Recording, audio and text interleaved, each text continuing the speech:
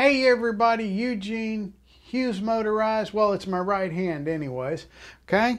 This is the little 49cc four-stroker engine that we love to put on our bikes and tear ass through the neighborhood. And yep, they got these hoses here. What in the world do you do with these hoses?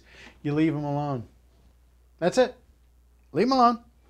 All right, let's take a closer look. See that little brass fitting right there? That's where your gas line goes. Gas line goes there.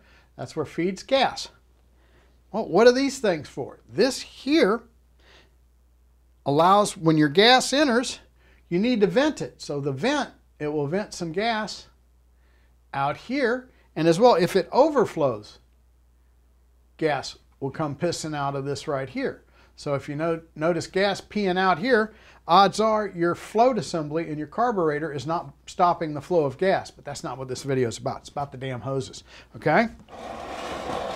And then we've got this other hose here on this side here, and let's get a look at it.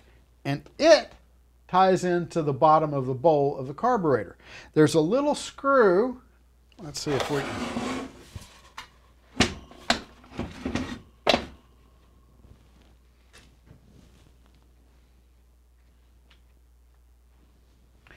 There's a little bitty screw right there on the bottom of the carburetor where that hose connects, and that is so you can drain, the carburetor. So if you loosen this screw right here, gas is going to start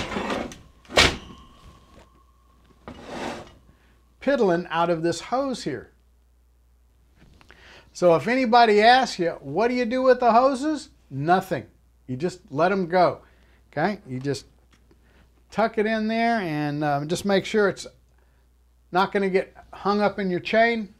On the other side, let them dangle, leave them alone, and you will connect your fuel line to this fitting right here. So I want to thank you for watching. If you're interested, you can mash that thumbs up button down there, subscribe, notifications.